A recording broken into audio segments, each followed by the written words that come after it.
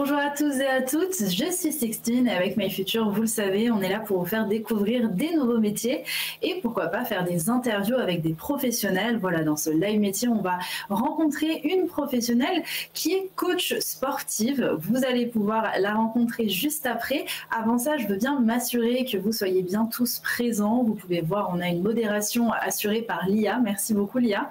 Voilà, elle va revenir un petit peu sur les choses les plus importantes qu'on se dit lors de ce live. Donc n'hésitez pas, si vous avez loupé ou si vous étiez un peu dans la lune pendant 5 secondes, allez regarder ce qu'elle écrit pour pouvoir vous aussi tour à tour noter les informations qui vous intéressent.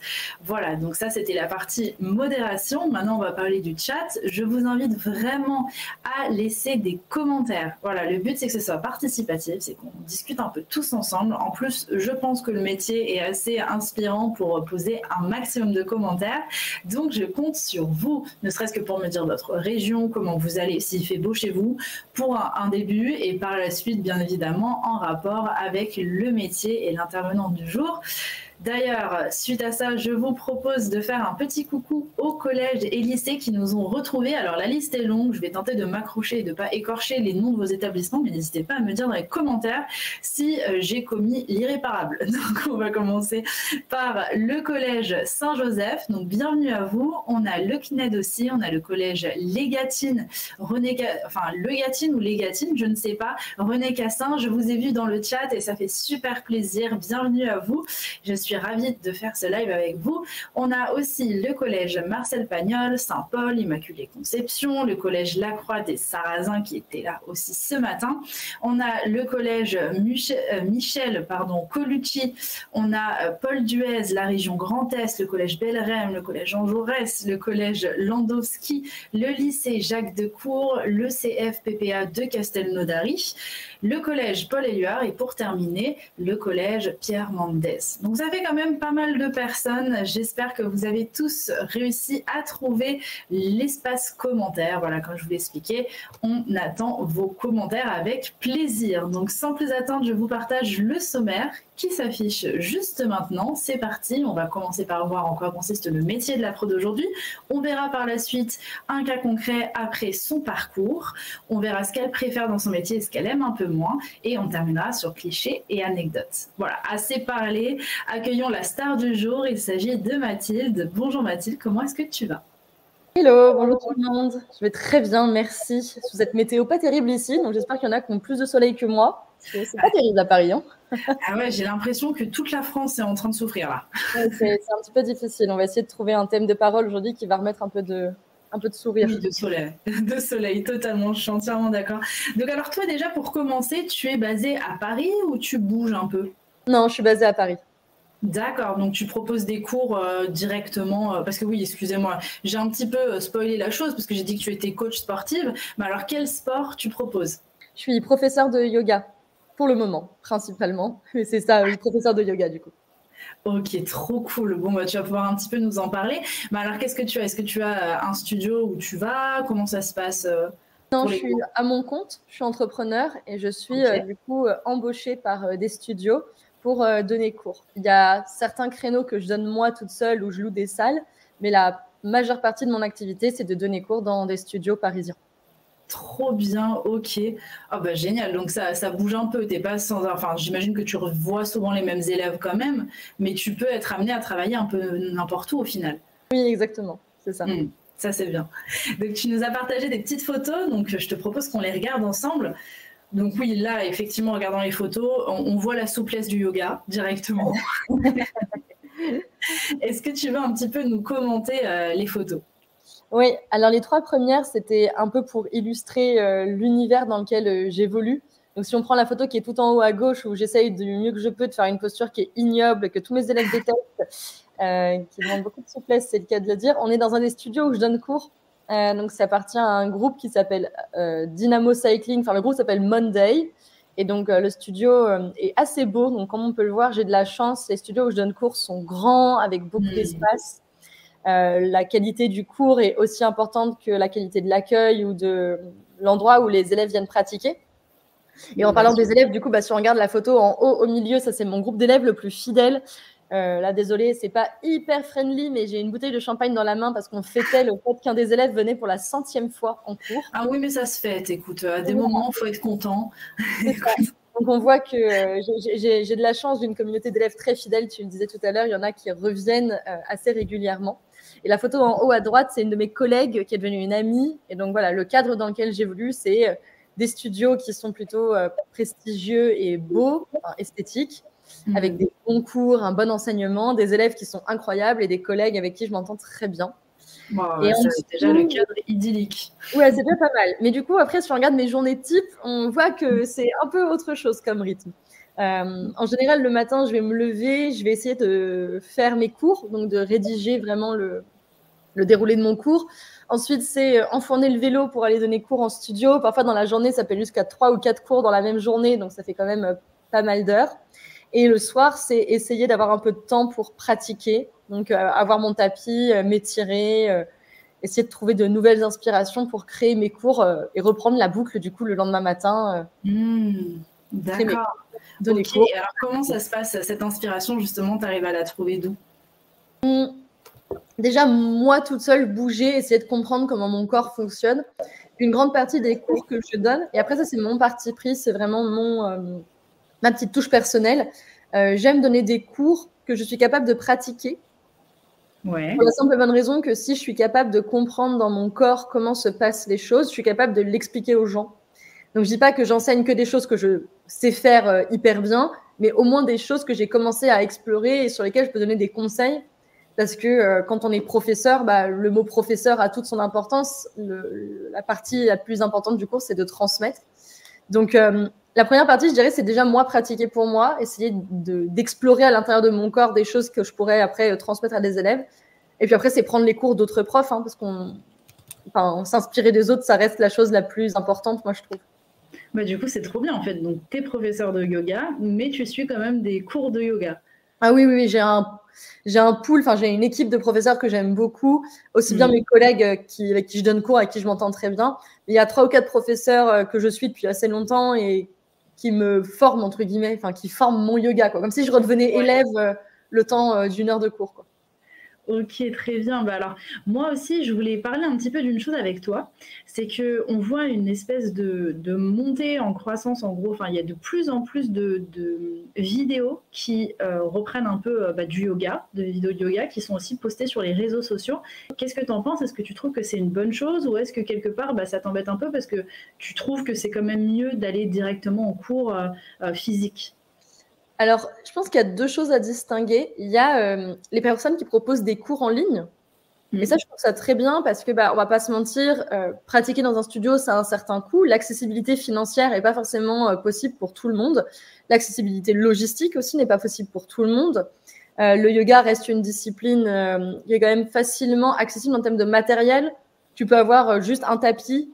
Et moi, pendant très longtemps, j'ai pratiqué avec un tapis et mon jogging Décathlon, donc véritablement pas une tenue aussi jolie que ce qu'on peut voir. Il n'y a pas besoin d'avoir un équipement, c'est ça que je veux dire. Donc, ça reste financièrement accessible en termes d'équipement à avoir chez soi. Mais par contre, comme c'est un sport qui a beaucoup le vent en poupe, les studios ont tendance à pratiquer des tarifications qui sont quand même assez élevées. Et donc, ça ne convient pas à tous les budgets.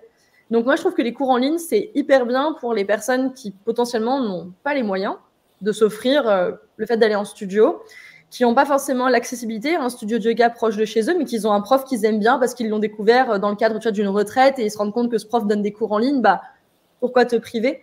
Moi, je vois pas ça comme de la concurrence parce que c'est pas la même population à laquelle ça s'adresse. Par contre, ce sur quoi j'attire, du coup, votre attention, surtout vous, les élèves qui êtes... Déjà, moi, je suis une génération où il y a eu du digital dans mes mains, mais alors vous, j'en parle même pas. Ce que vous voyez sur Instagram, et je pense qu'on vous le répète souvent, mais c'est une prise, une photo ou une vidéo qui représente pas du tout ce qui se passe en dehors. Et encore une fois, une personne qui montre une très belle posture de yoga hyper souple, un grand écart, un pied devant, un pied derrière la tête, c'est le fruit de parfois 2 ou 3 heures de pratique pour en arriver jusque-là. Donc, imaginez-vous 2 ou 3 heures de sport. C'est très long. Peut-être qu'il y en a parmi vous qui font du sport en compétition ou à un niveau plus important. C'est long, 3 heures d'entraînement. C'est fatigant. Donc, la posture très jolie à la fin, c'est le résultat de quelque chose. Mais cette personne, dans ce cas-là, c'est un élève. En fait, quand on montre ce qu'on sait faire, on montre ce qu'on sait faire comme élève. On montre pas ce qu'on sait faire comme professeur. Et c'est là où il faut distinguer une personne qui est très stylée sur Instagram, ça se trouve donne des cours de merde. On va se mettre vraiment d'accord là-dessus, désolé pour le gros mot, mais il donne des cours nuls. Vraiment très très nuls, ça se trouve.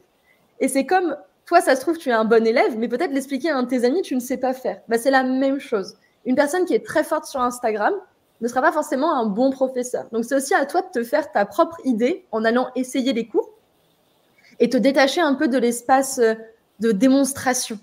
Moi, par exemple, mon yoga, il n'est pas démonstratif. J'ai un bon yoga, je pratique bien, je sais faire des choses, je sais monter sur les mains, faire des équilibres, mais je ne suis pas très souple. Donc, je ne mettrai jamais mon pied derrière ma tête, par exemple. Ça dépend des gens. Je suis une bonne professeure. Enfin, je considère être une bonne professeure.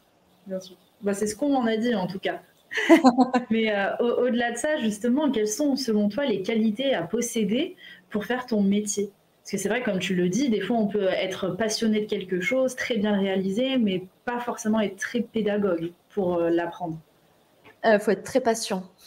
Je pense que là, tous les professeurs qui nous regardent vont hocher de la tête en disant oui, mais il faut être très patient. En fait, pas patient dans le mauvais sens du terme, mais se dire que ce qu'on explique, par exemple, moi, quand j'ai une classe avec 30 personnes, je vais dire une consigne d'une première manière et ça va peut-être parler à 4 personnes dans la salle. Donc, il m'en reste 25 qui doivent comprendre ce que j'explique. Ouais. Je vais redire ça d'une deuxième façon, d'une troisième, d'une quatrième, jusqu'à ce que j'ai tout le monde qui soit à peu près dans la position que j'avais imaginée.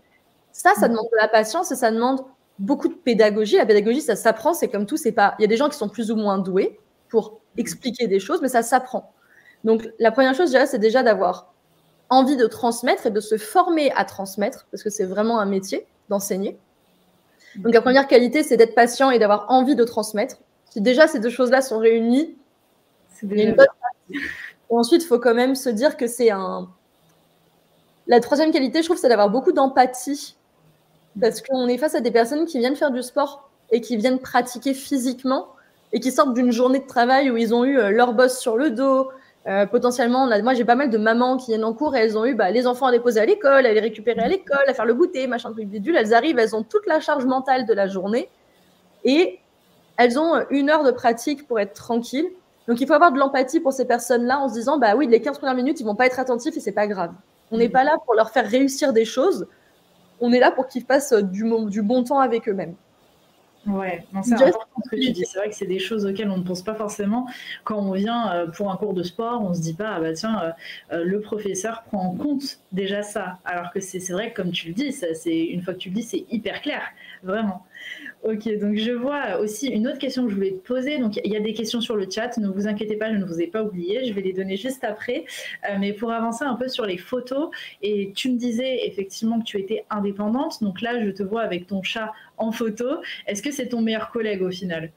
Oui, c'est un peu mon meilleur collègue. Il est plutôt dérangeant, c'est-à-dire qu'il va plutôt venir se glisser quand ça fait trop de temps que mon ordinateur est allumé. Il va venir se mettre entre moi et l'ordinateur histoire de me dire non mais c'est bon là, vas-y. Oui, c'est ça, c'est la pause. C'est un peu ma pause câlin, le petit chat. Mais est-ce que du coup c'est difficile parfois ou pas? Parce que bon, après c'est vrai que, enfin de travailler de chez soi je veux dire, mais c'est vrai que tu vas te déplacer dans les studios et tout ça, mais est-ce qu'il y a des moments ça te manque un peu de ne pas avoir de collègues? En vrai, mes collègues, j'en ai, c'est plus que comme on est tous indépendants, on n'a pas le même agenda qu'une personne qui va travailler derrière un bureau de 9h du matin à 18h ou 17h le soir. Moi, mes collègues, si je veux les voir, c'est soit on s'entrecroise au studio parce qu'il y en a un qui a donné cours avant et on se dit bonjour, ça va, oui, merci, à plus tard. Soit on trouve du temps. En fait, moi, la journée, entre mes heures de cours, j'ai un autre métier à côté. À la base, je suis pas du tout professeur de yoga, c'est une reconversion, mais on en parlera après. Donc, en fait, mes collègues, je les vois parce que ce sont des relations qu'on cale en dehors de nos agendas. Donc, en fait, ça me manque pas. Et en plus, moi, j'ai un caractère qui est plutôt introverti. Donc, être mélangé à beaucoup de monde, ça me demande beaucoup d'énergie. Donc, imagine, je donne 3 classes dans la journée, j'ai vu 90 élèves. Ouais, ça fait beaucoup au bout d'un moment. Dans la journée, je suis contente d'être tranquille. J'aime mes potes, j'aime mes collègues, mais on s'arrange pour se voir. Et on est tous dans le même cas. On est tous fatigués socialement à la fin de nos journées. Donc, ça, j'imagine. Ça, c'est comme tu disais, c'est vraiment un rapport d'énergie entre tout le monde. Bon, du coup, je donne la parole au chat. J'ai assez posé 2 questions, même si j'en ai encore beaucoup. Alors, il y a Eva déjà qui te demande si tu fais tous les jours du yoga. Alors, je fais pas que du yoga, mais je fais du sport tous les jours, oui. Donc, bonne question, parce que c'est vrai que souvent, on a tendance à penser qu'il faut faire beaucoup de sport pour être un bon professeur. Mais en fait, tu vois, le yoga, moi, par exemple, si j'en fais trop, ça me saoule. Ça va m'ennuyer. En fait, j'en enseigne tellement que si je fais du yoga tous les jours, au bout d'un moment, je vais être, j'ai plus envie de l'enseigner. Vas-y, c'est bon, trop de yoga pour ma semaine. Du coup, j'ai d'autres pratiques physiques à côté. Je fais beaucoup de vélo. Je fais du HIIT, donc du sport à haute intensité, enfin du training à haute intensité. Je fais du pilates. Je fais beaucoup de sports différents pour aussi, moi, m'inspirer de ce qui se fait dans d'autres disciplines. Mais du coup, pour répondre à ta question, Eva, je pratique pas du yoga tous les jours, mais je fais du sport tous les jours. Et justement, à ce niveau-là, pour toi, vraiment, le yoga, pourquoi avoir choisi d'être... Bon, peut-être qu'on y reviendra un peu après. Ça va répondre dans la question plus tard. Dans la question d'après, ok, d'accord. On va éviter de spoiler trop vite. Donc, il y a Eva encore qui dit « Trop stylé ce métier. Est-ce que tu fais la fameuse morning routine ?» Donc, j'en vois qu'ils sont déjà bien connaisseurs du sujet. Moi, je dirais pas que j'ai une morning routine, mais j'ai une routine quotidienne et que je me suis forcée à avoir. La morning routine, alors je suis une personne du matin, je me lève très tôt, mais comme je vous l'expliquerai après, j'ai un autre métier. En fait, le matin, je le dédie à faire mon autre métier parce que je sais que ma capacité intellectuelle à me concentrer, elle est très présente le matin. Donc, du coup, je me lève tôt, je bosse, je vais donner cours le midi et c'est plutôt l'après-midi où j'ai des routines pour moi. Par exemple, l'après-midi, je vais mettre mon téléphone en ne pas déranger pendant au moins 2 heures. Et ces 2 heures-là, elles me servent à lire, à bouger, à me dire que peu importe ce qui se passe, personne ne va m'enquiquiner pendant 2 heures. Ça, c'est bien. Instaurer des limites, c'est important aussi. C'est ça. Et donc, du coup, dans ta question, Eva, je pense que je décèle est-ce que j'ai des routines? La morning routine, elle correspond à des personnes qui, peut-être, ont, tu vois, un travail du matin au soir au bureau. Moi, j'ai la liberté d'avoir parfois mes après-midi de libre. Donc, j'ai twisté cette morning routine en routine à Mathilde. Et je trouve les jours où je donne pas cours le matin, où j'ai pas de boulot le matin, bah, je le fais le matin. Et quand j'ai trop de trucs le matin, bah, je le fais à un autre moment de la journée. Parfois même le soir devant la télé. Pour te dire, vraiment, c'est pas très rigoureux. Oui, mais c'est bien si tu t'organises comme ça et si cette organisation te convient. Ça, c'est un peu pour tout le monde. Hein. Moi, je sais que quand j'étais au collège, j'arrivais pas à réviser dès que je rentrais de cours. J'avais besoin d'un temps pour me ressourcer. J'allais manger après le soir et après avoir pris mon dîner, j'arrivais à travailler très bien. Mais au début, mon cerveau, il pouvait plus prendre. Donc, ça dépend de chacun. Si vous en sortez comme ça, c'est très bien. Mais c'est bien de te poser la question de savoir c'est quoi tes routines. Et je trouve que ta question, Eva, elle est hyper pertinente sur ça. C'est toi, comment tu fonctionnes. Et ça, c'est aussi un truc que j'essaie d'expliquer à mes élèves, c'est qu'il y a des élèves qui viennent faire des cours le soir et ils sortent de là et tu as l'impression qu'ils qu'ils ont retrouvé une deuxième jeunesse. Et ils me disent, mais j'essaie de pratiquer le matin et j'aime pas. Je fais, mais pourquoi tu te forces à venir le matin? Viens le soir, comme le soir. Et dans l'autre sens, j'ai des élèves qui détestent venir le soir parce qu'après, ce sont des piles électriques. Du coup, je lui dis, bah, viens pas le soir, viens le midi, le matin, ça te correspondra peut-être mieux. Donc, derrière ta question, je trouve que ce qui est bien, c'est que si tu te poses déjà cette question d'avoir des routines, essaie de te poser la question de ce qui te correspond. Tu l'as dit, Jean Sixtine, bah oui, peut-être qu'il y a des personnes qui n'aiment pas réviser le soir tard ou qui préfèrent manger avant de réviser. On fonctionne tous différemment là-dessus. Totalement. Je suis entièrement d'accord. On a une question maintenant du collège, pas du collège, n'importe quoi, de Gatine, qui dit « Pouvons-nous avoir une idée du salaire? Vous êtes payé par séance ou selon une autre modalité ?» Donc ça, je ne sais pas comment ça se passe. Bon, tu n'es pas obligé de répondre sur le salaire. Tu peux donner là-dessus, il n'y a pas de sujet. Alors, les prix vont être différents entre les pays, entre les régions de France aussi. Moi, j'ai une amie qui enseigne à Bordeaux et qui est payée un tout petit peu en dessous de ce que moi, je touche par cours. Mais en moyenne, en France, un cours de yoga pour 1 heure de cours, c'est entre 35 € et 60 €. D'accord.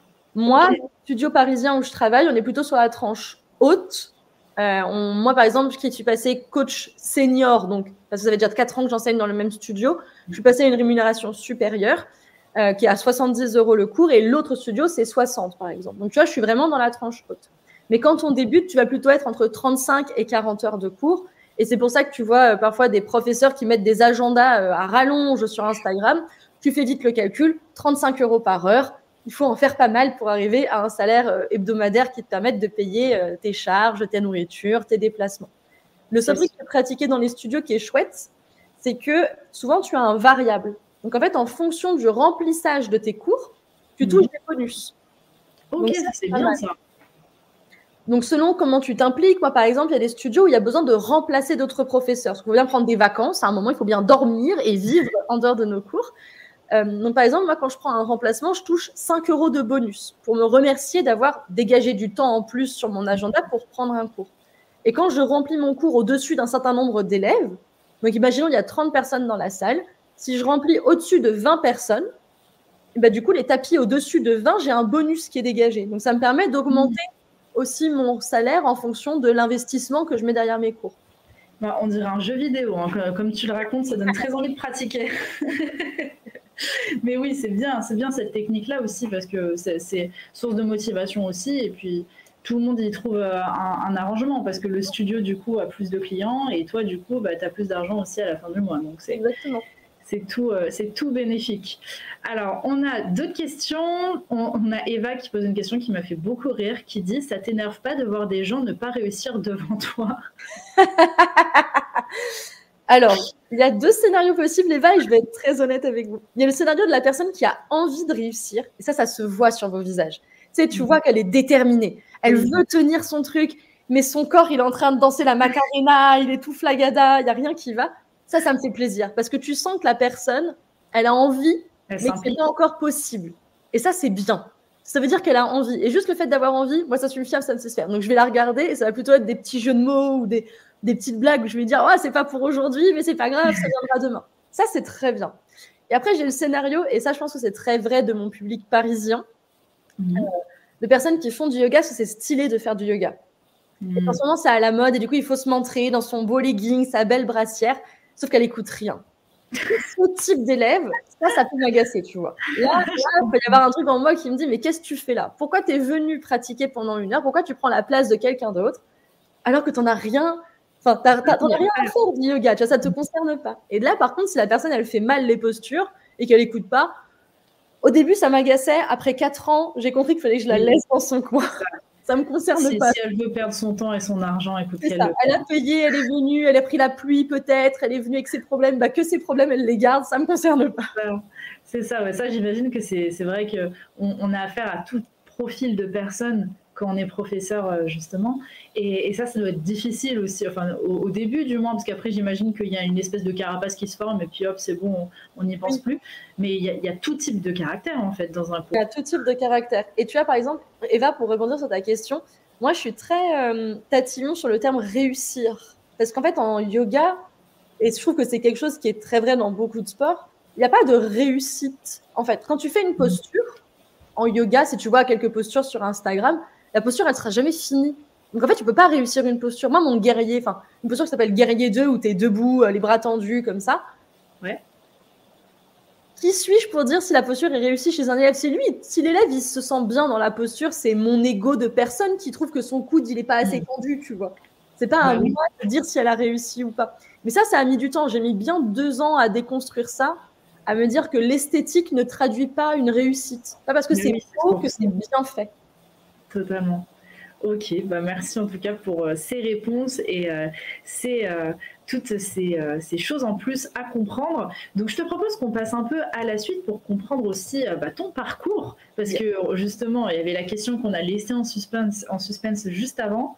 Là on va passer du coup à ton parcours. Donc tu as fait un bac scientifique option mathématiques, tu avais la foi, hein, parce que moi j'aime pas du tout les maths, et tu étais à côté d'une grande sportive. Est-ce qu'à ce moment-là de ta vie, tu savais ce que tu voulais faire plus tard? Alors, j'avais plein d'idées sur ce que je voulais faire. Et à la base, je voulais plutôt aller en filière scientifique pour aller derrière pour aller derrière sur un métier plutôt ostéopathie ou kiné. Okay. Donc, déjà en lien avec le corps et le sport. Mais quand j'ai vu ça représenter les études de médecine, mon cerveau a fait un arrêt sur image. Et j'avais beaucoup d'amis qui étaient en médecine, qui avaient 2 ans de plus que moi et qui avaient déjà essayé, et tu vois, qui étaient encore en train de redoubler leur première année. J'ai fait non, on va pas. Et l'ostéopathie, malheureusement, il y a maintenant 12 ans de ça, c'était pas du tout ce que c'était maintenant. Et les études d'ostéopathie n'avaient pas la cote, c'était pas forcément quelque chose qui était aussi populaire. Et donc, je me suis dirigée vers autre chose. Mais dans ma tête, j'aurais bien aimé... Enfin, je sais qu'à l'époque, j'avais plutôt envie de faire quelque chose en lien avec le bien-être. Et je pense que la réalité de contexte familial, de là où tu es bon, j'étais très bonne en maths, j'étais très très bonne en physique. Les études d'ingénieur, c'était quand même la porte ouverte pour moi, le chemin où je pouvais aller m'immiscer sans trop me poser de questions. Et c'est après, excuse-moi de t'interrompre, mais c'est quand même drôle, juste avant, tu me dis oui, les études de médecine, ça dure longtemps, etc. Là, tu as quand même eu un bac plus 5. J'ai même un bac plus 6, si tu veux tout savoir, vu que j'ai le MBA en plus. Ah oui, en plus. Donc, ouais, c'est quand même long. Hein. Ouais, mais médecine, c'était le coût de la première année. Et je ne suis pas du tout une personne qui est capable de suivre en amphi. Enfin, je sais ma capacité d'attention, et ma capacité d'attention est très limitée quand il y a du bruit et du monde. Tu vois, en école d'ingénieur, on était déjà 200 dans l'amphi. Je ne suis pas allée beaucoup en amphi. Hein. Bouchez-vous les oreilles, hein, mais je ne suis pas allée beaucoup en amphi. Hein. C'était difficile. Ouais. Et tu vois, typiquement, on parlait de s'écouter et savoir ce qui est bon. Je pense que typiquement, aller en école d'ostéopathie aurait été mieux parce qu'on est des petites promos. On est des promos où on est 80 max. Des potes qui sont ostéos m'ont tous dit ça. Et il n'y a pas d'amphi, c'est que les TD, que des travaux dirigés, que des travaux pratiques. Donc, déjà, pour des personnes comme moi qui sont très manuelles, vu le métier que je fais maintenant, ça se conçoit. Donc, c'est important aussi d'écouter, moi, je trouve, quand on veut choisir notre filière, c'est quoi la méthode de formation qui est rattachée à cette filière. Est-ce que c'est plutôt universitaire ou est-ce que c'est plutôt pratique avec de l'alternance, des stages, enfin, comment va se décomposer ton cursus universitaire après le bac et est-ce que ça te correspond? Totalement. Je suis totalement d'accord avec tout ça. Alors, qu'est-ce qui s'est passé par la suite? Parce que ton insertion professionnelle a été simple. Et combien d'années as-tu fait dans ce monde pro avant de te reconvertir vers le yoga? Alors, en gros, ça a été simple parce que j'ai eu la chance de faire mon stage de fin d'études chez L'Oréal. On connaît tous le groupe L'Oréal. Et après L'Oréal, du coup, je suis allée habiter à Londres pendant 1 an. Je travaillais pour le groupe LVMH où j'ai eu une promotion et une ouverture de poste pour moi.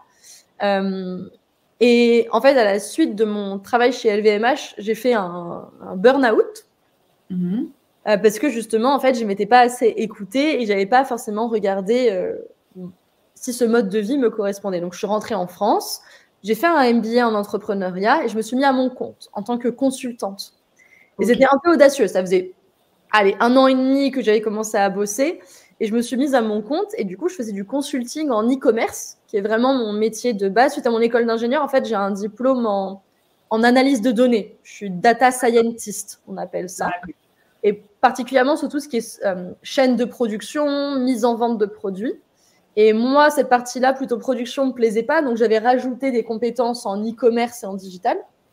Et donc, j'ai fait ça. Et c'est toujours le métier que je fais. Donc, quand je parlais tout à l'heure du fait d'avoir 2 métiers, c'est que, un peu comme Batman qui a un métier le jour, un métier la nuit, moi, j'ai un métier la journée, le matin, qui est de m'occuper des sites e-commerce de mes clients en freelance et de donner mes cours à côté. Donc, la reconversion, elle s'est faite au moment du Covid, tout simplement, comme beaucoup de monde. La fameuse prise de conscience. La fameuse prise de conscience. Et en fait, elle s'est faite parce que je travaillais pour 2 clients dans le domaine du sport et du bien-être, une salle de sport et une marque de vêtements de sport, de luxe. D'accord. Et en parlant, en fait, avec les coachs, les ambassadeurs qui travaillaient avec les marques, je me suis rendu compte qu'en fait, c'était ça, pour moi, la porte de sortie. C'était le deuxième métier qui me rendrait heureuse, ça serait de trouver ce juste milieu entre médecine et pas pouvoir faire médecine. Et du coup, coach sportif. Ok, ah ouais, donc c'est tout un cheminement quand même. Bon, après, l'important, là, tu as parlé de burn-out. Donc, quand on fait un burn-out, c'est on a un peu tout sur les épaules, on ne s'écoute pas, on continue d'avancer, etc. Mais on a une charge de travail trop forte ou alors on peut avoir aussi des problèmes à côté qui nous poussent à ce qu'on appelle faire un burn-out. C'est de vraiment de ne plus supporter cette pression. Donc, ça, c'est génial que tu t'aies écouté aussi, que tu te sois écouté et puis que tu aies très vite pu rebondir parce qu'au final, tu as assez bien rebondi. Alors, on avait une question sur le chat qui, je pense, passe très bien avec ce qu'on disait. C'est Alexandra qui disait, il faut faire quoi comme étude pour faire prof de yoga au final? Alors, tu as 3 portes d'entrée différentes. Tu as la porte d'entrée que moi j'ai prise, qui est la reconversion professionnelle. Il faut savoir qu'actuellement, le yoga est le seul métier du sport et du bien-être qui n'est pas rattaché au ministère des Sports. En fait, ton diplôme de yoga ne dépend pas d'une institution française. Ça dépend d'une institution européenne et même mondiale qui s'appelle Yoga Alliance. Et du coup, eux, ils délivrent des diplômes à des organismes de formation. Ces organismes de formation sont contrôlés par l'État français. Je vous rassure tous, ça dépend du ministère de la Culture. Donc, il y a quand même un petit... Donc, la première voie, c'est tu décides de te reconvertir. Tu fais une formation d'initiation à l'enseignement du yoga qui s'appelle un 200 heures. Donc, en fait, tu as 200 heures de formation à faire. Il y a pas mal d'écoles qui existent en France. Il y en a des plus ou moins bien. Ça dépend de ce que toi, tu veux enseigner. Et moi, si ça t'intrigue, je te conseille de regarder le cursus de cette formation parce que selon les professeurs, il y en a qui vont être plus attentifs à l'anatomie, d'autres plutôt à la philosophie, d'autres sur, je sais pas, la méditation. Donc, en fonction de toi, ce que tu veux enseigner, il faut que tu sois raccord avec le 200 heures que tu fais. Donc, ça, c'est la première possibilité. Tu fais un 200 heures de yoga. Deuxième possibilité, tu vas jusqu'au lycée et après le lycée, tu décides de faire STAPS. Donc, les formations pour devenir coach sportif. Donc là, ce n'est pas que pour le yoga, mais au sein de STAPS, tu as une étape où tu peux bifurquer vers le yoga. D'accord. Tu devras avoir ton diplôme de STAPS à la fin, mais ce diplôme-là, tu peux le doubler avec un 200 heures. Parce qu'en fait, tu vas être formé par des coachs à enseigner le yoga, mais plutôt d'une manière old school, un petit peu. Donc, si tu veux des écoles un peu plus modernes, tu peux rajouter une formation de 200 heures et tu auras le double diplôme et tu seras au top du top. Parce que là, tu as vraiment tout ce qu'il faut. Tu es reconnu par l'État français pour avoir un diplôme dans le milieu du sport, donc tu peux enseigner autre chose que le yoga, parce que tu es coach et tu as véritablement un diplôme de coach. Et tu peux enseigner le yoga avec le niveau d'un prof de yoga, parce que tu as fait ton 200 heures. Ça, c'est royal. Le pain béni. Mais il faut savoir dès le lycée que tu veux devenir professeur de sport. C'est un petit peu la seule limite à ça, c'est qu'il faut être sûr de ton orientation. Après, tu as d'autres diplômes qui existent pour devenir professeur de sport, coach sportif même plus précisément, qui s'appellent des BPGEPS, donc brevet professionnel d'éducation jeunesse et sportive. Et il y en a un autre encore plus simple qui s'appelle un CQP. Donc ce sont vraiment des diplômes pour devenir coach, ou BPGEPS même pour devenir professeur de sport, c'est plus dense que coach. Et ces deux-là te permettent de donner des cours de sport. Donc en fait, ce qui est cool, c'est qu'imaginons tu as fait un bac, je sais pas, tu as fait 2 années d'études dans une filière en commerce ou autre, ça t'a pas trop plu et tu veux te reconvertir, et ben tu peux t'inscrire à un BPGEPS ou à un CQP parce qu'en fait, il n'y a pas de limite d'âge pour y rentrer. Là où en STAPS, de mémoire, il y a une limite d'âge pour pouvoir concourir, enfin pour pouvoir y être accès. D'accord, ça je savais pas. D'accord, ok. Donc il y a plein de voies pour y accéder. La plus facile et la moins enquiquinante, tu fais des études et si un jour tu veux te reconvertir, tu fais un 200 heures. Si tu es sûr de ton choix, tu peux aller en formation STAPS ou en formation BPGEPS. Et on en arrive à la question que je te posais tout à l'heure. Pourquoi avoir choisi le yoga et pas un autre sport? Ah bah pour la raison que j'ai expliquée, c'est que ça dépend pas du ministère des Sports. J'avais pas besoin d'aller d'aller prendre un diplôme de coach par-dessus.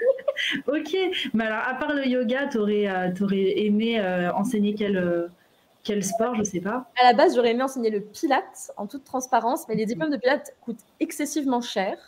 Et du coup, en fait, en Pilates, il fallait que je double. Il fallait que je passe et mon CQP et le diplôme de Pilates. Ce qui faisait que du coup, 2 diplômes, on arrivait vite à une addition plutôt chère et pas entièrement financée par mes crédits formation, plutôt vraiment très onéreuse. Et la formation de yoga, j'ai besoin que de ça pour de l'enseigner. Donc, j'avais pas besoin de doubler avec un BPGEPS ou un CQP. Donc, c'était une voie facile et qui me permettait de tester. J'adore le yoga, j'en pratiquais déjà beaucoup. Donc, ce qui était chouette, c'est que là, je pouvais avoir mon diplôme en 3 mois, donner des cours. Si ça me plaît, tant mieux. Si ça me plaît pas, je rajoutais un CQP et je m'orientais peut-être vers autre chose. D'accord, ok. Donc, c'est quelque chose qui peut bouger. Ça se trouve, on refera cette interview dans 10 ans et tu seras professeur de pilates ou crossfit, j'en sais rien. Exactement, d'autres disciplines. Ok, écoute, merci beaucoup. Je te propose qu'on passe au cas concret. Et d'ailleurs, je te précise juste que Eva a commenté en disant que c'était très très bien expliqué et je rejoins son avis. Au niveau du cas concret, alors du coup, quelle mission tu rencontres dans ton métier? Ça va être se former, préparer et donner des cours, créer et fidéliser ma communauté. Donc ça, on en a parlé, on est bien d'accord. Quel problème tu vas rencontrer? Trop de professeurs et un métier à clichés. Ah oui, c'est vrai que quand on va dire tout de suite yoga, il y a des clichés qui peuvent nous venir en tête. Mais alors, trop de professeurs, c'est que du coup, il y a beaucoup de professeurs différents de yoga? En fait, il y a eu, comme tu l'as mentionné, cette petite période Covid où tout le monde a décidé de se reconvertir. Et je pense que tout le monde a eu un peu la même idée que la mienne. C'est facile d'avoir un diplôme de yoga. C'est encore le truc qui passe sous les radars du ministère des Sports. Allons-y. On doit peut-être baisser dans le truc. Sauf qu'il y a beaucoup de personnes qui enseignent le yoga à côté de leur métier. moi, je considère que freelance et yoga occupent autant de temps dans mon agenda. Et il y a même des moments où je ne prends pas de mission et je fais que du yoga. Donc pour moi, professeur de yoga n'est pas un métier en plus, c'est un de mes métiers. Là où il y a des personnes qui, par exemple, vont donner des cours de yoga le soir ou le week-end et avoir un vrai métier de 9h à 18h tous les jours. Mais tu vois qu'ils vont donner 2 heures de cours dans la semaine. Ouais. J'en donne entre 10 et 11 par semaine. Pas du tout sur le même volume horaire. Donc, là où je trouve qu'il y a trop de professeurs, c'est qu'il y a des professeurs qui décident d'enseigner le yoga parce que ça fait bien et parce que c'est un complément de revenu. Mais ces professeurs-là, potentiellement, prennent des places en studio de personnes, peut-être comme certains d'entre vous qui ont vraiment envie de devenir professeurs. Et on se retrouve à pas avoir forcément de créneau parce que y a Micheline qui donne cours le soir à 19h à 20h parce qu'elle a envie de faire ça à côté parce que c'est sympa de mettre les gens en position du lotus, quoi. C'est très bien résumé. Mais oui, donc je comprends, la concurrence reste quand même rude, notamment dans les studios qui aident quand même beaucoup. Mais comme partout, comme dans plein de métiers, et c'est le milieu du sport, ça reste un milieu où, en plus, les carrières ne sont pas forcément très longues. C'est-à-dire que tu ne peux pas être professeur de yoga, c'est fatigant. Il y a beaucoup de gens qui vont arrêter après quelques années et qui vont faire autre chose, qui vont devenir formateurs, par exemple. Dans les personnes que je connais, c'est souvent ce qui se passe. Donc, en fait, il y a un turnover, un roulement dans les professeurs qui est quand même régulier. Mais comme il y en a de plus en plus, au final, il y a quand même un moment où le bouchon, il se crée, quoi. Oui. Donc, faut être vigilant à ça.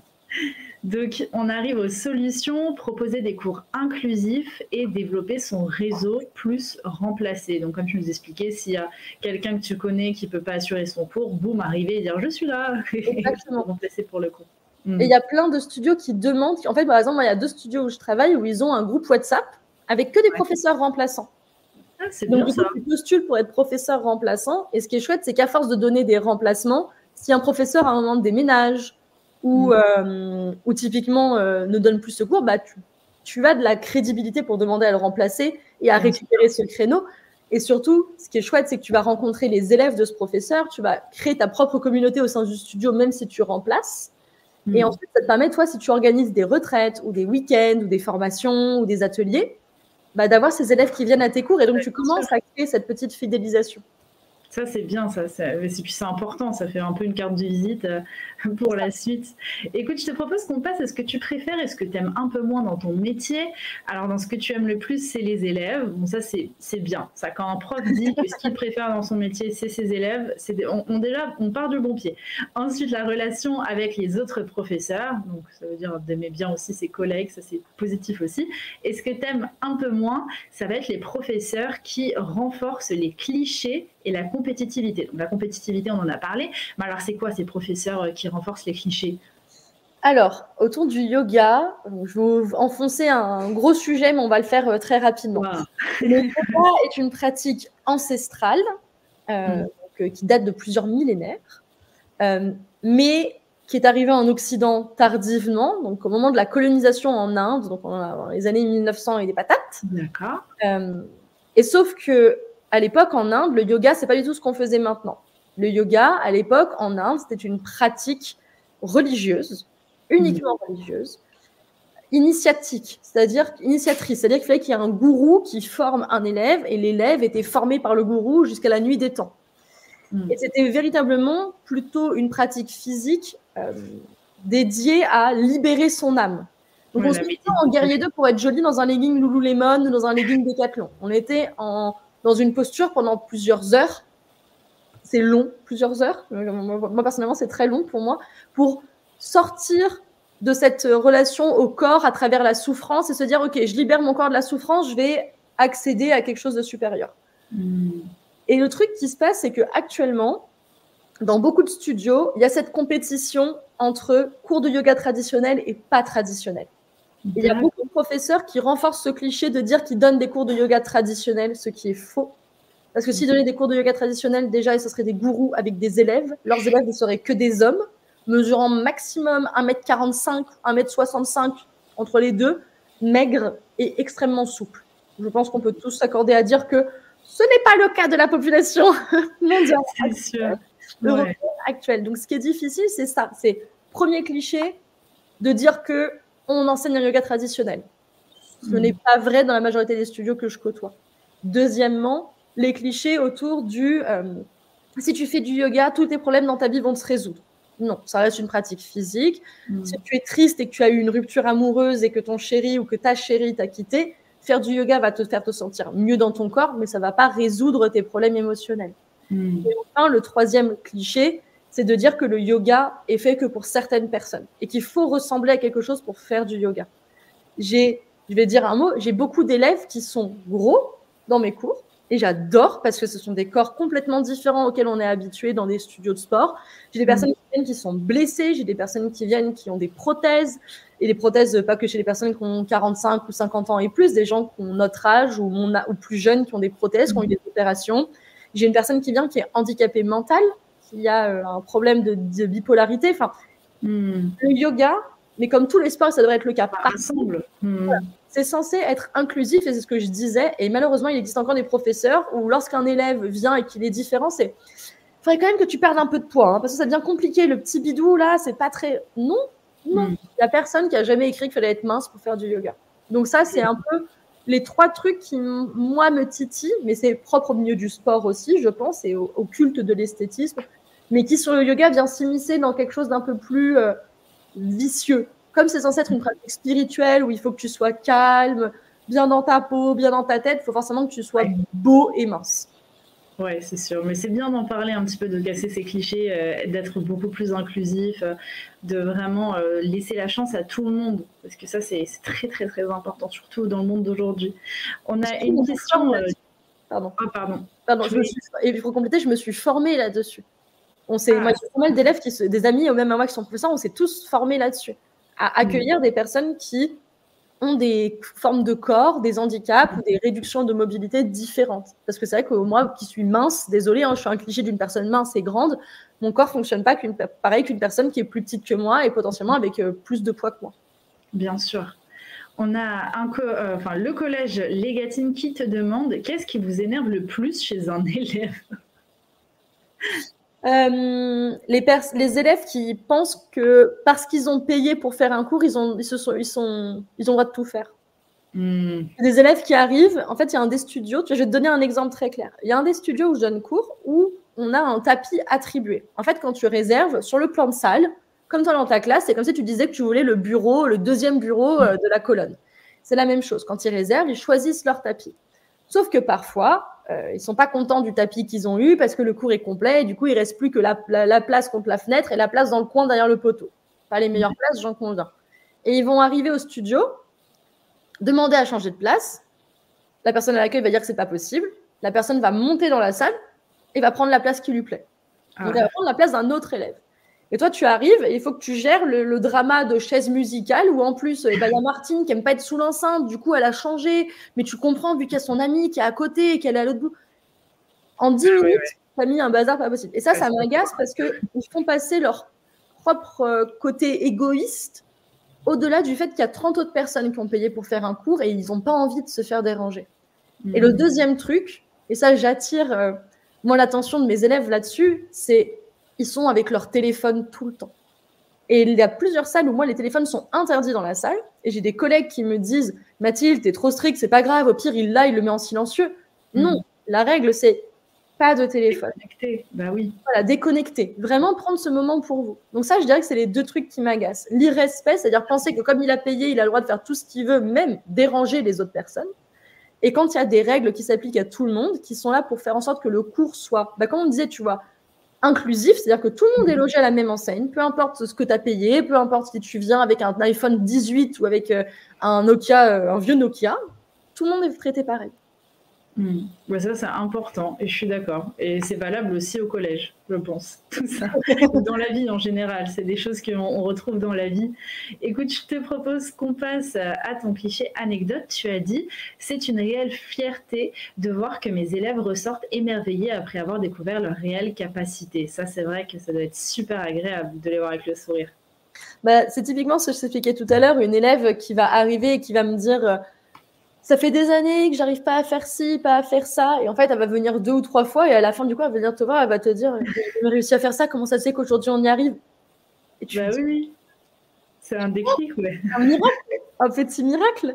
Non, c'est très... Moi, c'est une vraie fierté de voir des élèves qui progressent, qui vont faire les cours d'autres professeurs aussi. Moi, j'adore de dire que mes élèves pratiquent avec d'autres professeurs que moi.